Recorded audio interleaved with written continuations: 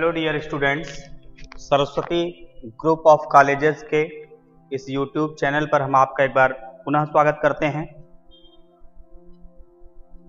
Students, आज हम अपने वीडियो लेक्चर के उसी क्रम को जिस पर हमने लास्ट प्रीवियस लेक्चर सिग्मा और पाई बॉन्ड की बात की थी,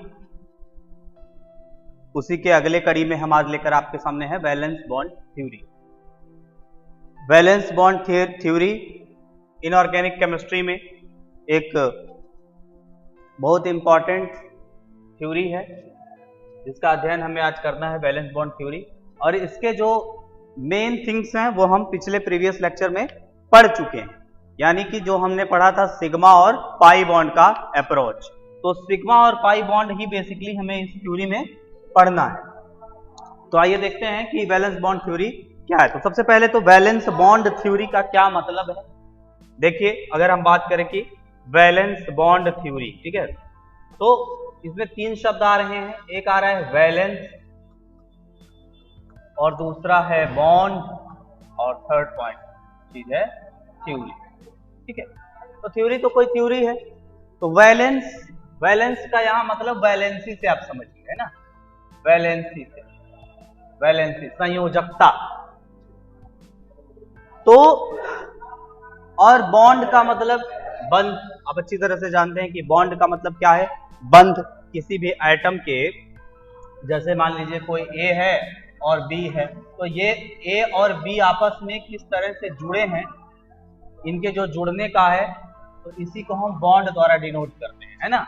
जैसे मान लीजिए कार्बन कार्बन के बीच बॉन्ड बना है तो हम इसी को बॉन्ड कह रहे हैं। तो बॉन्ड कहां बनता है, बॉन्ड जो एटम्स होंगे उनके ऑर्बिटल्स के, तो वैलेंस सेल, उनका जो वैलेंस सेल होगा means outermost shell, outermost shell जो सबसे बाह्यतम कोश होगा, उसी के इलेक्ट्रॉन तो पार्टिसिपेट करते हैं बॉन्डिंग में। तो इसीलिए वैलेंस सेल के इलेक्ट्रॉन भाग ले रहे हैं, इसीलिए वैलेंस। और किसमें भाग ले रहे हैं, बॉन्डिंग में, इसीलिए वैलेंस और बॉन्ड। और फिर ये सिद्धांत है एक, तो इसीलिए इसको हमने क्या कह दिया, थ्योरी। तो वैलेंस बॉन्ड थ्योरी यहां से आपको समझ में आया, ठीक है।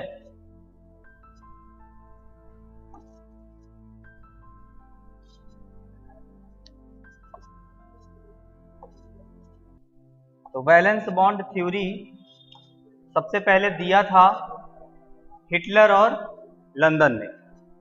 हिटलर और लंदन ने वैलेंस बॉन्ड थ्योरी को सबसे पहले प्रपोज किया। अब वैलेंस बॉन्ड थ्योरी क्या कहती है, तो वैलेंस बॉन्ड थ्योरी के कुछ सिग्निफिकेंस हैं। जैसे हमने कल प्रीवियस लेक्चर में पढ़ा था सिग्मा और पाई, ठीक है।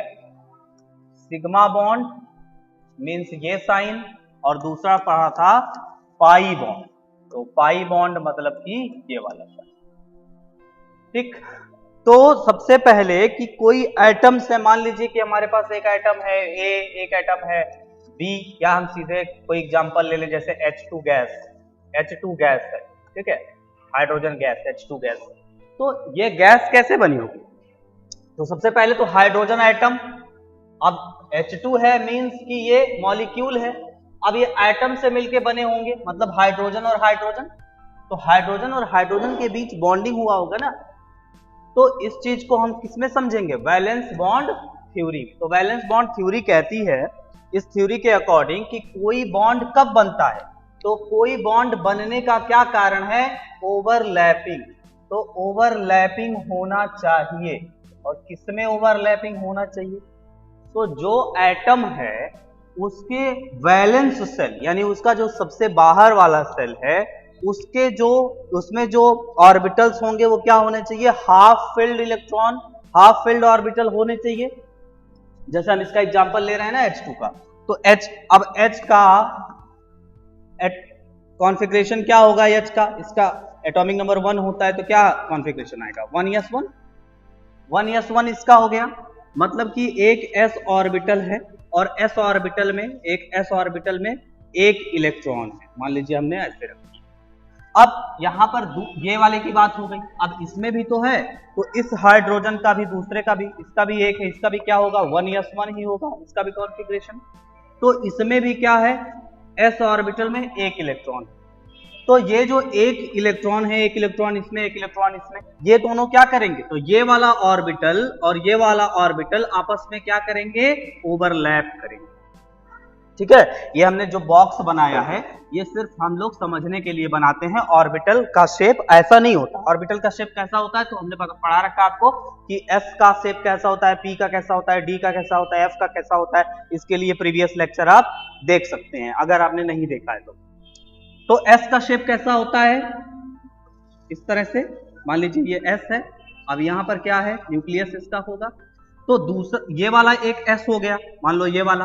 अब ये वाला s क्या करेगा, इसके ऊपर ऐसे जाके ओवरलैप करेगा। ठीक है, इसका न्यूक्लियस यहाँ है, तो ये क्या करेंगे, आपस में ओवरलैप करेंगे इस जगह पे। तो यहाँ पे क्या बन गया, बॉन्ड बन गया, सिग्मा बॉन्ड बना। तो ये बात कहती है वैलेंस बॉन्ड थ्योरी। यानी वैलेंस बॉन्ड थ्योरी के अकॉर्डिंग कि कोई भी बॉन्ड कैसे बनता है, ओवरलैपिंग से। ओवरलैपिंग होना चाहिए। और किसके बीच, जो अलग अलग एटम्स हैं, जो अलग अलग एटम्स हैं उनके वैलेंस शेल में, वैलेंस शेल के जो ऑर्बिटल हैं उनके बीच क्या होना चाहिए, ओवरलैपिंग होनी चाहिए। और दूसरी बात ये भी जरूरी है कि वो हाफ फिल्ड हो, यानी पूरी तरह से भरे। मतलब अगर s में कितने इलेक्ट्रॉन मैक्सिमम हो सकते हैं, 2। तो अगर इसमें 2 इलेक्ट्रॉन होंगे तब यह पार्टिसिपेट नहीं कर सकता बॉन्डिंग में। अगर s है तो s में एक ही इलेक्ट्रॉन होना चाहिए तब ये पार्टिसिपेट करेगा। इसी तरह से p में 3 ऑर्बिटल होते हैं, तो मैक्सिमम 3 ऑर्बिटल अगर p में होते हैं तो तीनों ऑर्बिटल कैसे होने चाहिए, ऐसे होने चाहिए ना। मतलब कि अगर कहीं 2 इलेक्ट्रॉन, तो ये वाला पार्टिसिपेट नहीं कर सकता। ठीक है, हाफ फिल्ड होना चाहिए। तो सबसे जरूरी बात है कि हाफ फिल्ड होना चाहिए। और एक और one more things is very important कि यहां पर जो सिर्फ हाफ फील्ड नहीं, हाफ फील्ड तो होना ही चाहिए, साथ ही साथ उनका डायरेक्शन भी अपोजिट होना चाहिए। यानी कि अगर एक यस है, ठीक है, ऐसे है, और एक 1 यस है, ऐसे है, कोई भी यस है, तो इसमें अगर इलेक्ट्रॉन क्लॉकवाइज है तो इसमें भी क्लॉकवाइज है, तो इनके बीच बॉन्डिंग नहीं होगा, इनके बीच ओवरलैपिंग नहीं होगा। अपोजिट डायरेक्शन होना चाहिए। मतलब कि अगर एक क्लॉकवाइज है तो दूसरा एंटी क्लॉकवाइज होना चाहिए। मतलब अगर ऐसे डायरेक्शन में है, अगर एक 1 यस ऐसा है और दूसरा वाला कैसा है, इस तरह से, तो इनके बीच क्या होगी, बॉन्डिंग होगी, ओवरलैपिंग होगी। ठीक है, तो अपोजिट डायरेक्शन भी क्या होना चाहिए, अपोजिट डायरेक्शन भी होनी चाहिए। चलिए देखिए valence bond theory describe covalent bond formation as well as the electronic structure of molecule. Valence bond theory क्या शो करता है, वैलेंस बॉन्ड थ्योरी से क्या पता चलता है कि कोवेलेंट बॉन्ड, हम जो भी बात कर रहे हैं वो कोवेलेंट बॉन्ड की बात ही कर रहे हैं। जो भी थ्योरी आप पढ़ेंगे, चाहे VSPR पढ़ेंगे, VBT पढ़ेंगे, MOT पढ़ेंगे, CFT पढ़ेंगे, तो जो भी थ्योरीज हैं वो कोवेलेंट बॉन्ड की ही बात कर रही हैं। ठीक है, यानी कोवेलेंट बॉन्ड कैसे बनता है, सबको पता है कि इलेक्ट्रॉनों के शेयरिंग से बनते हैं। ठीक है, म्यूचुअल शेयरिंग से बनने वाले बॉन्ड कोवेलेंट बॉन्ड होते हैं। चलो, ये सब हम लोग जानते हैं, आपको अच्छी तरह से पता है कि कोवेलेंट बॉन्ड क्या होता है। चलिए, द थ्योरी एज्यूम्स, ये थ्योरी क्या बताती है, ये थ्योरी एज्यूम क्या करती है, the theory assume that electron occupy atomic orbitals of individual atomic with in a molecule and that the electron of one atom are attracted to the nucleus of another atom। ठीक है, इसका क्या मतलब है, मतलब कि अगर एक एटम है, ठीक है, मान लो ये A है, अब कोई B है, तो ये A का जो न्यूक्लियस होगा और B का जो न्यूक्लियस होगा, इनके बीच क्या होगा, अट्रैक्शन होगा। ठीक है, कैसे अट्रैक्शन होगा, मान लीजिए ये किसी का न्यूक्लियस है, ठीक है, तो यहाँ पे क्या होंगे, इलेक्ट्रॉन होंगे। ये इसका न्यूक्लियस है, इसके पास ऐसे ही इलेक्ट्रॉन यहाँ पे होंगे। ठीक है, तो इलेक्ट्रॉन पे क्या होता है, नेगेटिव चार्ज होता है, और न्यूक्लियस में क्या है, प्रोटॉन है, तो प्रोटॉन पर क्या होता है, पॉजिटिव चार्ज होता है। तो नेगेटिव चार्ज और पॉजिटिव चार्ज क्या करेंगे, डिसिमिलर चार्ज ऑलवेज अट्रैक्ट, और सिमिलर चार्ज जो होते हैं ऑलवेज क्या करते हैं, रिपेल करते हैं। तो यहां से अट्रैक्शन होगा। वही बात कहा गया है कि electrons of one atom are attract to the nucleus of another atom, दूसरे एटम के न्यूक्लियस को अट्रैक्ट करेगा। ठीक है, आगे देखिए, a covalent bond is formed by the overlapping of two half filled valence atomic orbitals of two different atoms.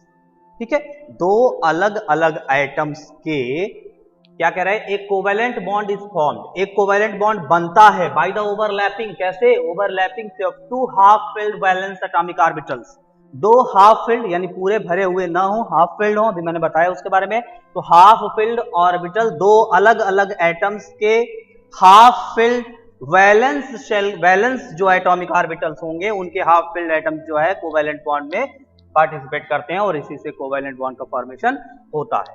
The electron in the overlapping orbitals get paired and confined between the nuclei of two atoms। अब देखो यहां पे क्या कहा जा रहा है, gate paired यानी कि ये हमारे पास एक ऐसे है, पेयर नहीं है, ये ऐसे है, ये भी पेयर नहीं है, तो अब दोनों जब ये वाला और ये वाला चले जाएंगे तो क्या हो जाएगा, ये पेयर हो गया ना, जोड़ा बन गया, तो वही बात कही जा रही है। ठीक है, the electron density between two bonded atom increases due to the overlapping disconfirmation stability of the molecule, और क्या करता है, कन्फर्स करता है स्टेबिलिटी ऑफ द मॉलिक्यूल। ठीक, तो यानी इसका क्या मतलब हुआ कि जब ये दोनों आपस में जुड़ेंगे, क्लोज आएंगे, तो इलेक्ट्रॉन डेंसिटी क्या होगी, बढ़ी जाएगी ना। अब कहाँ एक इलेक्ट्रॉन अलग अलग दूर दूर थे, दोनों इलेक्ट्रॉन एक जगह है, तो डेंसिटी तो बढ़ेगी।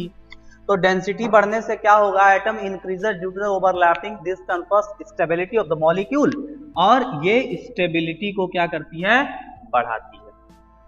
ठीक है, मॉलिक्यूल की स्टेबिलिटी क्या होती है, इससे बढ़ती है। चलिए अब देखिए, प्रीवियस लेक्चर में आप देखेंगे हमारा, तो मैंने बहुत अच्छे से आपको समझाया है कि किस तरह से सिग्मा बॉन्ड की क्या एनर्जी होती है, पाई बॉन्ड की क्या एनर्जी होती है, और क्यों सिग्मा बॉन्ड की एनर्जी ज्यादा होगी, पाई बॉन्ड की एनर्जी क्यों कम होगी, सिग्मा बॉन्ड ज्यादा स्ट्रांग क्यों होंगे, पाई बॉन्ड कम स्ट्रांग क्यों होंगे। तो मैंने बताया था कि ज्यादा ओवरलैपिंग के चांसेस होंगे जब सिग्मा बॉन्ड, क्योंकि साइड वाइज ओवरलैपिंग होगी ना, मान लो कि ऐसे ऐसे ऐसे ओवरलैपिंग हो रही है तो ये साइड वाइज है, या फिर ऐसे ओवरलैपिंग हो रही है तो क्या है, ये साइड वाइज है। और अगर इस तरह से ओवरलैपिंग हो रही है, इस तरह से ओवरलैपिंग हो रही है, तो ये क्या हो रही है, साइड वाइज नहीं हो रही। ठीक है, ये head on overlapping, head on है, यानी यहाँ पर क्या हो रहा है, एक्सियल हो रहा है, और यहाँ पर क्या होता है, लेटरल होता है। तो लेटरल ओवरलैपिंग से जो बनते हैं वो क्या होते हैं, पाई बॉन्ड, और जो एक्सियल से बनते हैं वो सिग्मा बॉन्ड, और sigma bond always stronger than the pi bond. Greater the extent of overlapping stronger the bond form, जितना ज्यादा एक्सटेंट होगा ओवरलैपिंग, जितना ज्यादा ओवरलैपिंग होगा उतना ही ज्यादा स्ट्रॉन्गर बॉन्ड बनेगा। The direction of the covalent bond is along the region of overlapping of the atomic orbital, covalent bond is directional, the directional of the covalent bond is along the region of overlapping. जब directional covalent bond होगा तो क्या करेगा, along the region of overlapping of the atomic orbital, तो atomic orbital का क्या होगा, region बढ़ेगा, जिससे क्या होगा, कोवेलेंट बॉन्ड इज डायरेक्शनल। तो कोवेलेंट बॉन्ड क्या होता है, डायरेक्शनल होता है। चलिए अब ये सारी चीजें हम पढ़ चुके हैं पिछले क्लास में। There are two types of covalent bond based on the pattern of overlapping as follows. दो तरह के कोवेलेंट बॉन्ड हो सकते हैं, एक हो सकता है सिग्मा और एक हो सकता है पाई। अब सिग्मा बॉन्ड कैसे बनता है, तो सिग्मा बॉन्ड कैसे बनेगा, यानी मान लीजिए ये S है। अब सिग्मा बॉन्ड तीन प्रकार के हो सकते हैं, यानी S ओवरलैपिंग, ये मैंने बताया है। दूसरा क्या हो सकता है, PP ओवरलैपिंग, ठीक है, ये वाला P है, ये वाला P है, PP ओवरलैप करेंगे, ये वाला S है, ये वाला S है, दोनों करेंगे। या फिर क्या हो सकता है, SP, कैसे हो सकता है, S और P, यानी कि कुछ इस तरह से ओवरलैपिंग हो सकती है यहाँ पर। तो ये सभी जो है क्या हैं, ये सभी तीनों क्या हैं, सिग्मा बॉन्ड हैं। वहीं अगर इस तरह से ओवरलैपिंग हो तो ये वाला बॉन्ड क्या है, ये पाई, वही यहाँ पर दिखाया गया है। देखिए a sigma bond, symbol sigma bond का ये है, is a covalent bond formed via linear overlap of two orbitals. जबकि पाई बॉन्ड की बात करें तो a pi bond is a covalent bond formed via parallel overlapping of two orbitals. तो यहाँ पैरेलल ओवरलैपिंग जब होगी, जैसे कि यहाँ पे दिखा रहे हैं हम, ये वाली चीज, तो पैरेलल ओवरलैपिंग हो रही है तो पाई बॉन्ड बनेगा। ठीक है, अब यहाँ पर वही चीज लिखा है, the covalent bond form due to the overlapping of atomic orbitals along the internuclear axis called the sigma bond. It is a stronger bond and a symmetrical depending on the types of orbitals overlapping the bond. The sigma bond is divided into follows types. तीन तरह से sigma bond divided है, S, SS, PP और SP। ठीक है, देखिए यहाँ पे s ऑर्बिटल है, ये भी s ऑर्बिटल है, दोनों s ऑर्बिटल ने आपस में ओवरलैप किया। ठीक है, एक्सियल तो इसको क्या हम बोल रहे हैं, इसको बोल रहे हैं हम सिग्मा बॉन्ड। ठीक है, लेकिन किस तरह का sigma bond, S S overlapping का सिग्मा बॉन्ड। यहाँ पर ये भी सिग्मा बॉन्ड है, लेकिन ये देखिए P है, डम्बल शेप्ड है, ये भी क्या है, P है, ये भी डम्बल शेप्ड है। तो यहाँ से ये दोनों क्या कर रहे हैं, ओवरलैप कर रहे हैं। देखिए यहाँ पे दोनों ने ओवरलैप किया है, तो ये क्या हो रहा है, ये भी सिग्मा बॉन्ड ही है, लेकिन कैसा, PP ओवरलैपिंग का सिग्मा बॉन्ड है। यहाँ पर देखिए, यहाँ पर ये S है, ये देखिए शेप, ये S है, और ये वाला शेप देखेंगे तो ये क्या है, ये डम्बल शेप्ड है, यानी कि P है। तो S और P मिले हैं, यानी कि S और P ओवरलैपिंग हुई है, लेकिन कैसे है, ये लेटरल नहीं है, ये साइड ऑन नहीं है, बल्कि हेड ऑन है, इसीलिए क्या हो जाएगा, सिग्मा बॉन्ड। ठीक है, लेकिन कैसा सिग्मा बॉन्ड, तो S और P ओवरलैपिंग से बनने वाला सिग्मा बॉन्ड। अच्छा, पाई बॉन्ड। अब पाई बॉन्ड कैसे बनता है, the covalent bond form by the side wise overlapping. जब साइड वाइज ओवरलैपिंग होती है, ठीक है, साइड वाइज ओवरलैपिंग होगी तब of atomic orbitals is called pi bond. In this bond the electron density is present above and below the internuclear axis. It is a relatively a weaker bond since the electrons are not strongly attracted by the nuclei of the bonding atoms.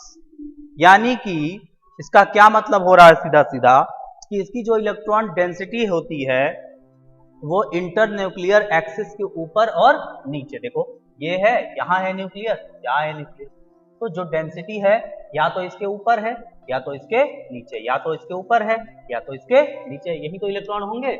जबकि अगर हम side wise की बात, ये side wise है, अगर head on की आप बात करते तो ऐसा नहीं होता, तो इंटरन्यूक्लियर एक्सिस पर ही तब होता है ना। तो यही बात है, समझ में आ रही है। It is the relatively weaker, और अगर इसका रिलेटिवली हम तुलना करें सिग्मा बॉन्ड से, तो ये क्या होते हैं, वीक होते हैं, कमजोर होते हैं। Relatively weaker bond since the electron are not strongly attracted by the nuclei of a bonding atom, क्योंकि इनके जो बॉन्डिंग एटम्स के इलेक्ट्रॉन है उतना ज्यादा न्यूक्लियस में अट्रैक्शन नहीं होता जितना की अट्रैक्शन यहाँ होता है। तो यहाँ मोर अट्रैक्शन की बात हो रही है और यहाँ पर अट्रैक्शन उसके तुलना में कम होता है, लेस होता है। इसका एग्जाम्पल आप देख सकते हैं, देखिए हाइड्रोजन यानी H2 मॉलिक्यूल, जो मैंने अभी एग्जांपल बताया है, 1s ऑर्बिटल हाइड्रोजन नंबर 1 का, 1s ऑर्बिटल हाइड्रोजन नंबर 2 का, दो हाइड्रोजन है, दोनों में ओवरलैपिंग हुई है, और ये क्या हुआ, SS ओवरलैपिंग से क्या बना है, सिग्मा बॉन्ड। ठीक है, वही बात यहां पर लिखा हुआ, इसको आप देख सकते हैं, स्क्रीन शॉट लेकर के पढ़ सकते हैं, नोट्स आपको यहां से मिल रहा है, बाकी जो चीजें हैं वो मैं बता दे रहा हूँ। Cl2 मॉलिक्यूल्स, इसी तरह से दूसरा एग्जांपल आप देख सकते हैं Cl2 मॉलिक्यूल्स का, क्लोरीन के दो मॉलिक्यूल्स भाग ले रहे हो, तो क्लोरीन में क्या होगा, अब जाएंगे, अब कॉन्फ़िगरेशन करेंगे तो 3px में, 3py और 3pz में इस तरह से इलेक्ट्रॉन आएंगे, मतलब P में हो रहा है, तो ये भी P है, ये भी P है। अब कॉन्फ़िगरेशन सबको आता है, इसका प्रीवियस लेक्चर में मैंने इसका एग्जांपल भी करवाया हुआ है, वहां से आप देख सकते हैं।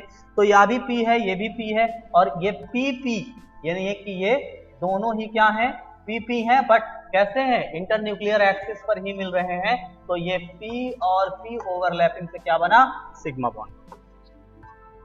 ठीक है, इसी तरह से HCl का आप एग्जांपल देखेंगे तो HCl में क्या हो रहा है, अब HCl है ना, HCl, तो मतलब क्लोरीन में क्या होगा, क्लोरीन का कॉन्फ़िगरेशन करेंगे तो आउटर मोस्ट वैलेंस शेल में क्या आएगा, P आएगा, और H का करेंगे तो H में तो 1s1 ही है ना, तो ये क्या आएगा, यस। तो S और P के बीच ओवरलैपिंग होगा। देखो ये S है और ये क्या है, P है, तो S और P के बीच ओवरलैपिंग हुआ तो SP ओवरलैपिंग से क्या बना, सिग्मा बॉन्ड। ठीक है, तो आई थिंक कि आपको इतनी बातें अच्छे से समझ में आ गई होंगी। अगर आपको कोई भी इस वीडियो से, इस लेक्चर से रिलेटिव कोई भी क्वेश्चन है, कोई भी क्वेरी है, तो आप हमसे जरूर कमेंट के माध्यम से पूछ सकते हैं। तो आज के लिए हम इतना ही पढ़ेंगे, आगे हम फिर कंटिन्यू करेंगे किसी और टॉपिक को। तो आज के वीडियो में हम यही एंड करते हैं वीडियो को। आज के लिए बस इतना ही, अगले वीडियो में मिलते हैं। तब तक के लिए आपका वीडियो देखने के लिए बहुत बहुत धन्यवाद।